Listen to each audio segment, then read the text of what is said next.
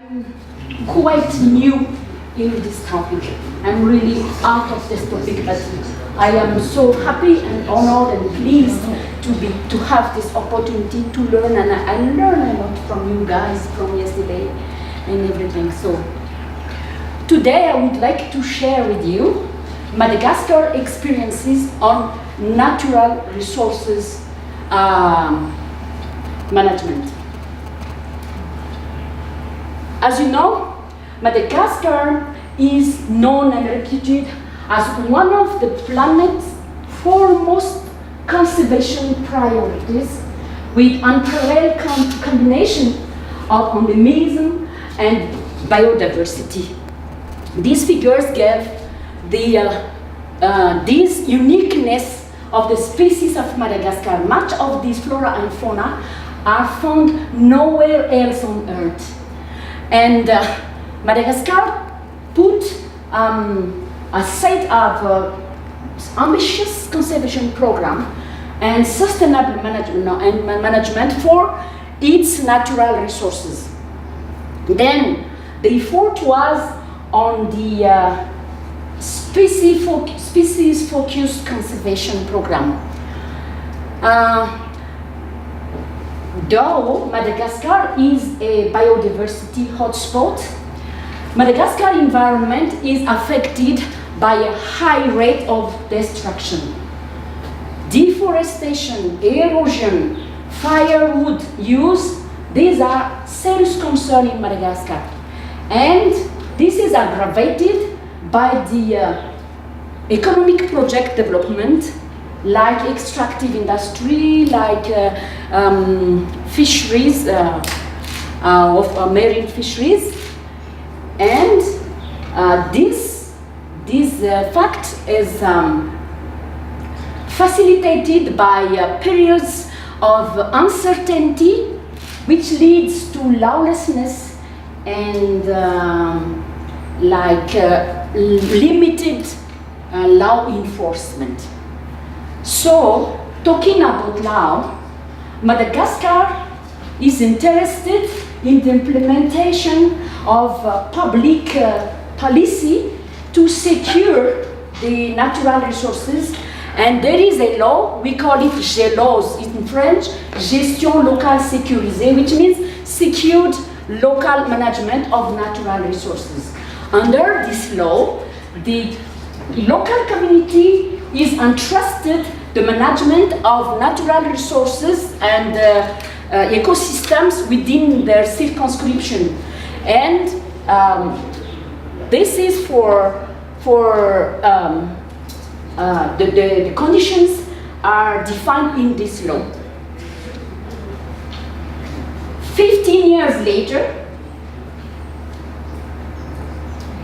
observers and experts and researchers, they stated that the GELOS, it can't fully secure Madagascar resources because it is a top-down system for natural resources. And even authors said that GELOS is complex, unrealistic, and then unapplicable. So, but Madagascar, when considering the remaining or the available resources and the increasing threats on this environment, continue to think about texts and institutions to manage again to better manage its natural resources. And under the Sustainable Development Principles, Madagascar set in 1999 another law, which is the establishment of compatibility of investment with the environment. We call it Messier Decree. It gives the principles and procedures of environmental impact assessment, which means all the projects which could be harmful to the environment should be a subject of EIA. And also, it gives the nature of authority to manage the implementation of this decree. Within this decree itself, there is a concept of public participation in the decision-making process. Because Madagascar means that including the human factors could be the best approach. Okay, so, and in that context, Madagascar goes further and frame the implementation of public participation in the environmental assessment and environmental management through the decision-making process. And this model is to enable the project-affected person to have their access to technical information, to express their opinions, and to highlight collective values that must be considered in the decision-making. There are different ways to make the public consultation. 20 years later, it is stated that the métier, among others, is a tool which contributes in the environment management and biodiversity preservation in the project areas, and notably mining. No. And for that, they call the environmental administration, we say Office National pour l'Environnement. They say that they had good performance in terms of outcomes and efficiency in MISI implementation. Wow, such a nice result. No. And so the question is, what is the benefits of this decree, the implementation of this decree? It gives the administration a guarantee of sustainable development, and it is a tool to perform the institutional duties and accountabilities. That is their statement.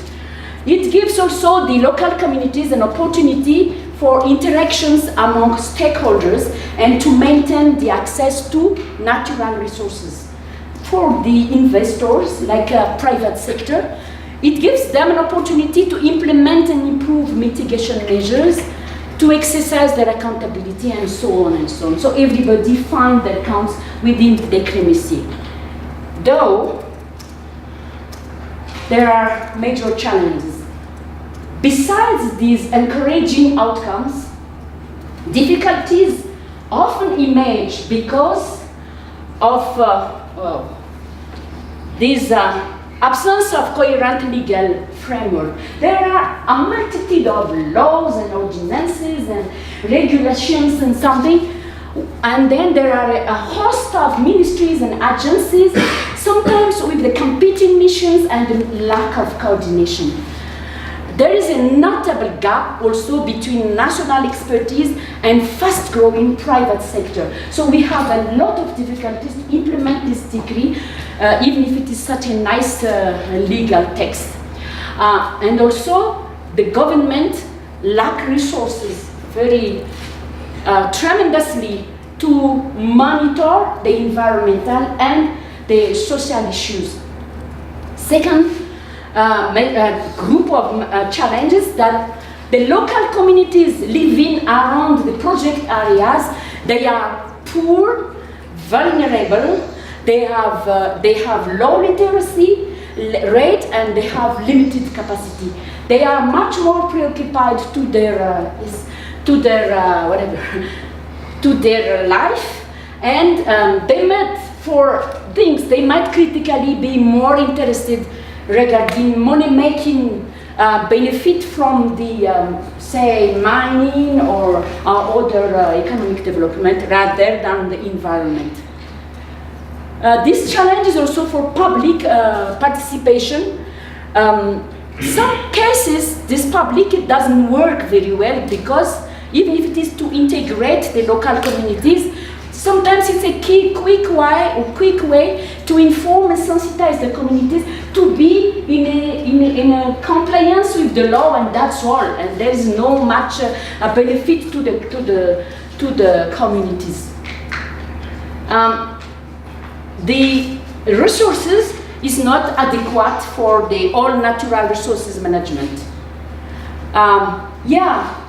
Beyond these critical elements hindering the integration of local communities into the decision-making process. There are some favorable factors because local communities awareness is now raised more and more by the assistance of CSOs and also with this empowerment program.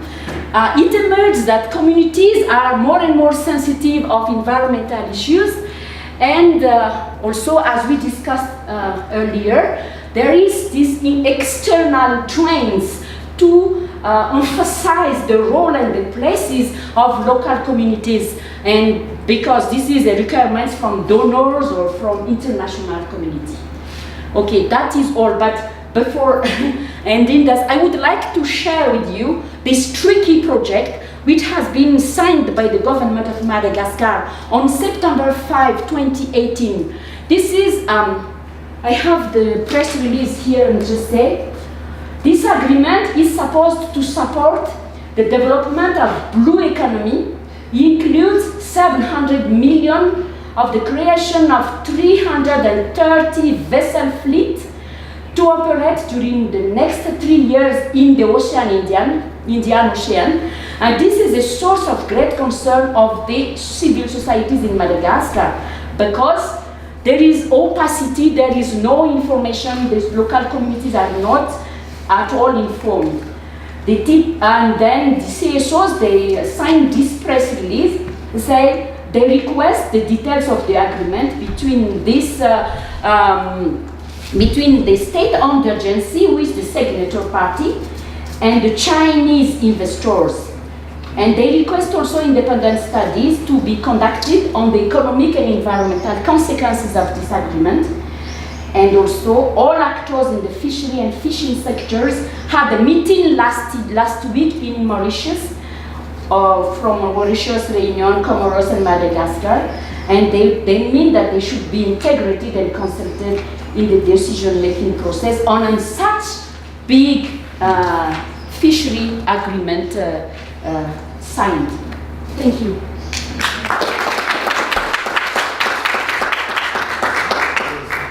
Questions for Lala? I am so exclamatory.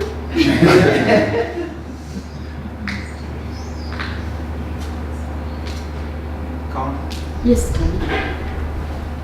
So the impression that it gives me, this presentation, is that Madagascar is at a relatively early stage of the development of environmentality in the consciousness of the communities.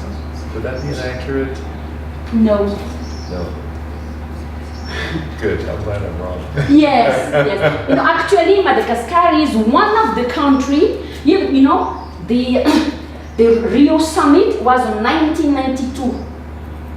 But Madagascar Chart of Environment is adopted on 1990. Okay, so Madagascar ran a 15-year national environmental action plan. Okay.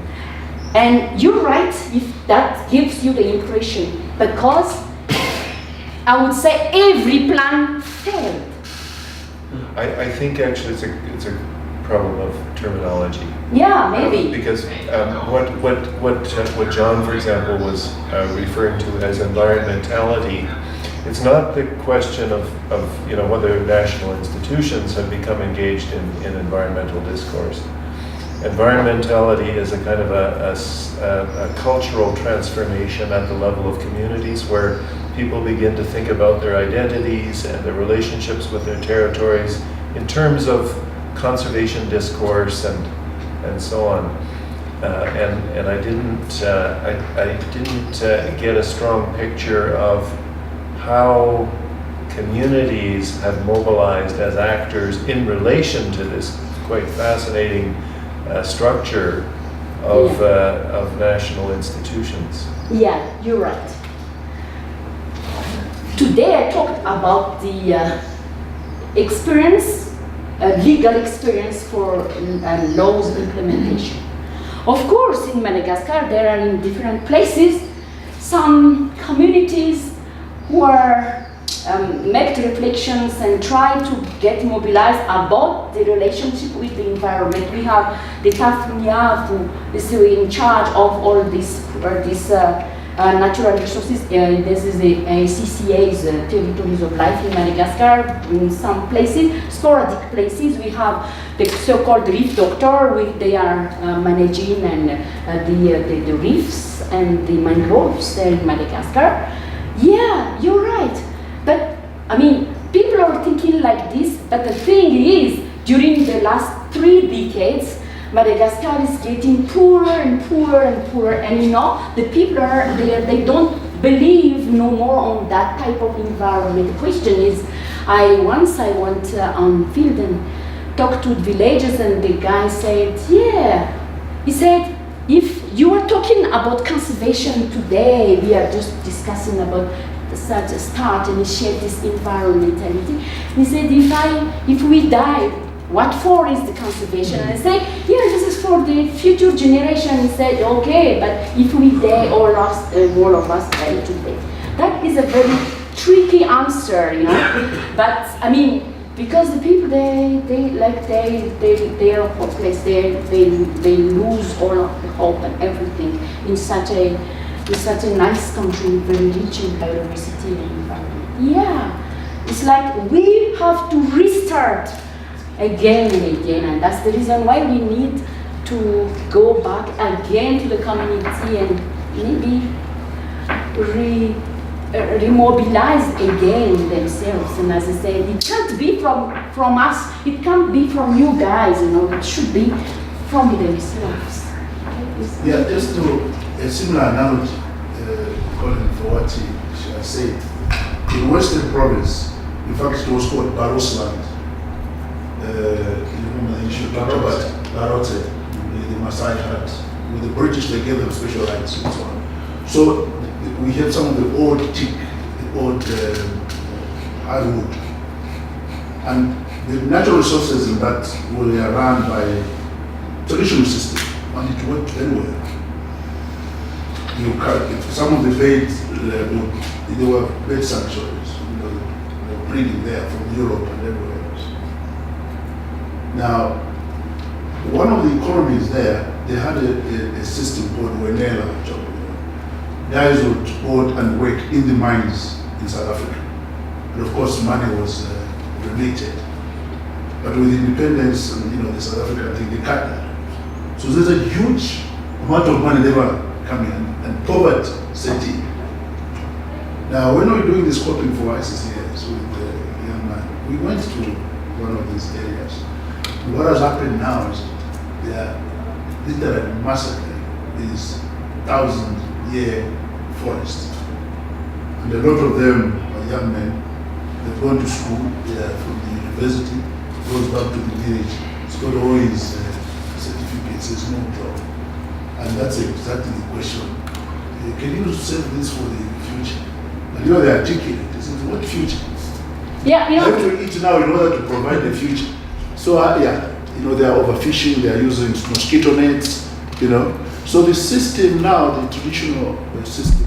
In fact, what was interesting, there was even a prison, traditional prison of the Induna, you know, it's empty and it's racket. So the Induna was telling us that when we were in charge, that prison would be full of disgraceful environment. Now, if you lock anybody there, the government will come and arrest you for human rights abuses.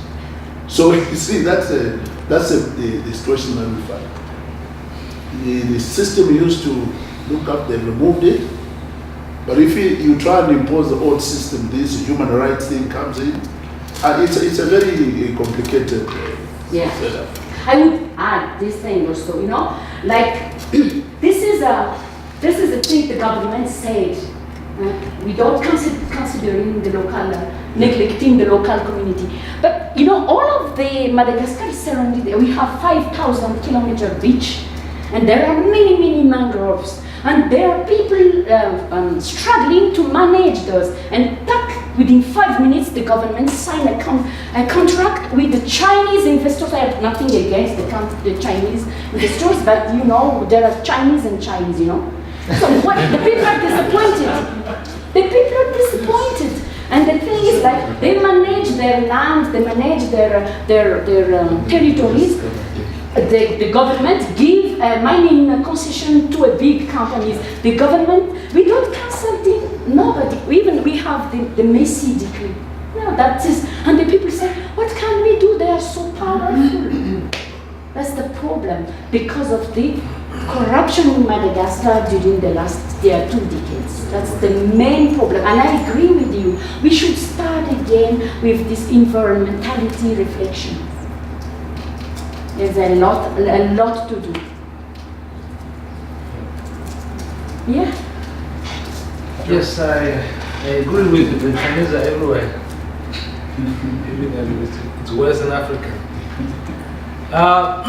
You talked about in a presentation the low or poor of the literacy rate of the people in Madagascar, poverty, and even talk about their hopelessness to kind of take charge or something like that. And you also talk about the CSOs that led the process to oppose the government on enforcement of this investment agreement. But then I feel like then there is a disconnect between the people and the CSOs. I mean, who are the CSOs representing then if they don't have the power and support of the people? Okay. I'm talking about CSOs, NGOs and local organization, you know. That the CSOs like civil society, the people from communities getting organized to an association. But in the CSOs also NGOs like WWF, like WCS, like Catholic Relief Services. That's the CSOs which are very active in Madagascar, empowering the local communities. And then that's to say, in Madagascar, there is areas where there is project development. But there are also areas, protected areas, or national parks, or natural reserves. You know, that is all. There is no much here, very few. These community conservancies, very, very few. And the CSOs is like WWF. You know, they create protected areas here under the IUCN categories. You know, and then the rules. It's okay, and then it's somehow again. Something brought, like as you said, is brought by the NGOs to the community. Yes, there are some communities, they agree, they accept, but they are not deeply motivated to that.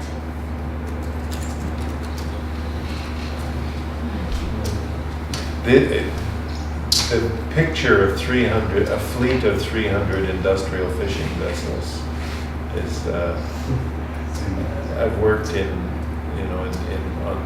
marine tenure situations in northern Australia where you have well-established arrangements between clans and communities, and where a much smaller fleet than 300 caused massive damage to that system in a space of 30 years. In the spirit of the sort of the ICCA model, you'd want to figure out first of all what are the small boat fishermen, the local fishermen, the centuries-old systems of using that coastline, that offshore. How's that working? Yeah, we have this, and we have the so-called DINA, which is like a community convention between them. So this is traditional system. There is a traditional hierarchy or agreement between communities members. The thing is, as Madagascar is an island, the people are living on the coastal and marine resources, but Madagascar is also surrounded by Mozambique Channel and Indian Ocean, and there are many vessels, fishing vessels, no control, no organization, nothing. And then these local fishermen, they are now complaining they have no much more fishes, you know. And then they are because one of them, and we don't work. And then yesterday, after the exhibition of Salatu for the Kawawa mine in Casamance, we are discussed a lot because of this is a serious concern in Madagascar for all of. We have those traditional convention called DINA between communities, but if they have no livelihood, no income, nothing, so yeah. John, do you want to go first?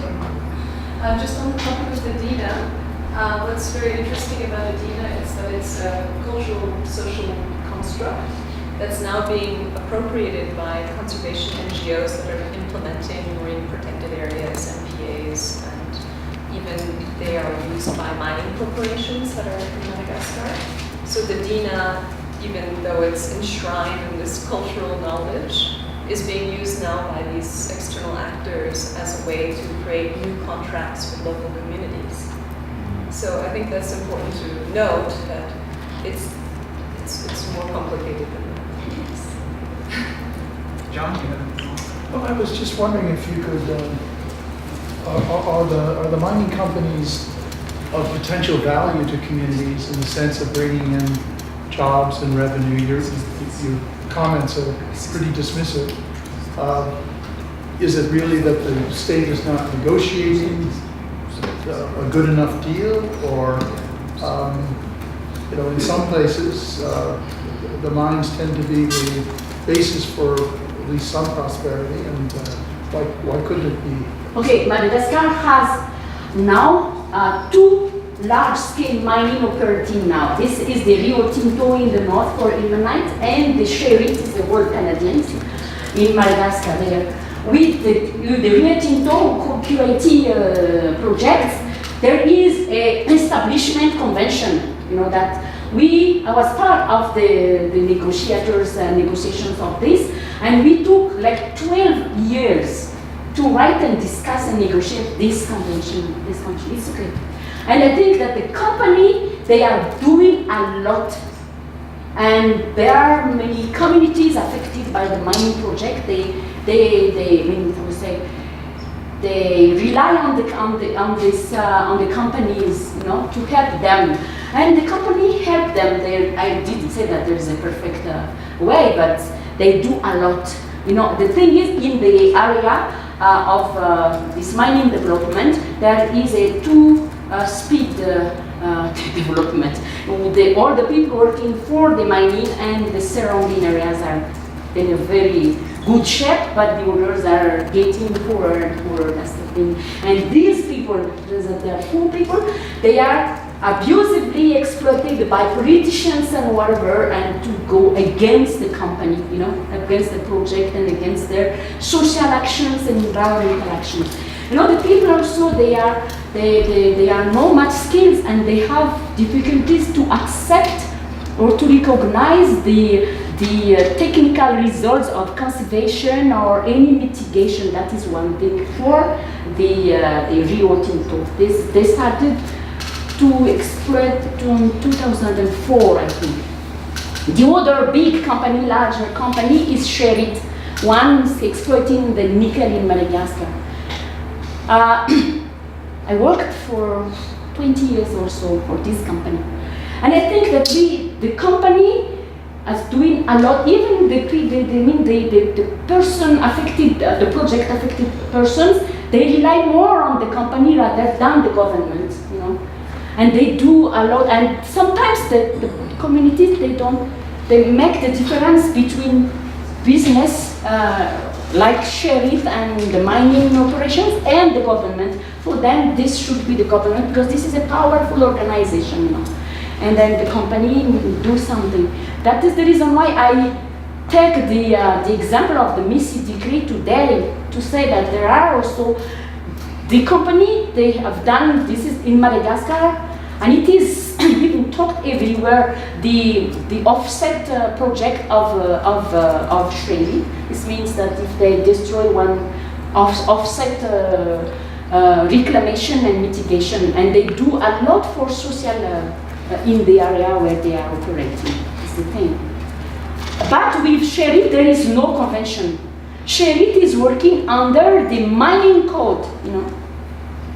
And the mining code says, like for instance, the royalties is 2%. That is, we people, we decided that. And then now the government, now the communities are not happy because they are not consulted why the government put 2% for royalties in the mining code. You see, and there is, and the community, they lack trust of the government as well. So that is a general status of the people in Madagascar. And I would say thanks for the presence of those mining companies. You know, it's like because they help a lot to preserve. But you know, not all companies operating in Madagascar are implementing best practices. You know, and then now we are invited by Chinese also. You know, so. Yeah, I just to add on, as I said, we are also mining nation. I don't know how much Madagascar, have you been in mining, has any mining taken place before? Yeah, since 1920? Yeah, the point I want to make is this, that first of all, the mining that is being done now is highly technical. The equipment is so the local communities, because they're not, they can't operate those machines, so most of it is highly technical mining. And it will take a very short time. Because the mayor say they'll do this and that now. I'll give you an example. We have had 100 years of mining laid in Zambia. They signed off for the Kaunda. We didn't know what they signed. Anglo-American. You know what they did? They cut and ran and left one of the most poisoned places in the world is Broken Hill or Cape. There are children now with 4 or 5 parts of lead in their blood. Anglo-American, they refuse to clean up. The place is a lead poison wasteland. So when we say benefits, yeah, you know, you can get a few pennies now, but the poison goes on way into the future. So whatever we say, no, the company has agreed, this piece of ground which you are getting benefits you today will be lived by people way into the future who suffer the consequences of the peanuts that you're getting. So we should not look at these things as signing in the dark. You know, these agreements, which, yes, for me and you, we might get something, but what are grandchildren doing? Because those are the people that are going to suffer. 5 parts of lead, my friend. Children are being born 9-month deformities. That's the reason why I said there is no perfect manner to do it. No, but the point I'm saying is that you see, in 1920 when those were doing it, they didn't have this history. But now we know the consequences that will happen. So we have gone to school, you're speaking good French here. So we can think of the future. The people who were signing in 1920 didn't know, but now we have the knowledge. So that is a point for civil society. We have the knowledge. We can consult globally. So there's no excuse now for Rio Tinto, they have given us what and this. Yeah, it's for 30 years. But people live on that ground for next thing for 400 years and they'll be impacted. So that's how to look at this thing. Yeah, I agree with you, 100%. And I'm being an engineer for mining and oil and gas. I know what is what, and that is the reason why I want to go to the communities that stand and retire. And he's retiring now. And then I think I would like to share with them to get them aware of what is the direct impact, the indirect impact, the induced impact of something happens now. That is my motivation to work with local communities, of course. Well, if everyone would join me in thanking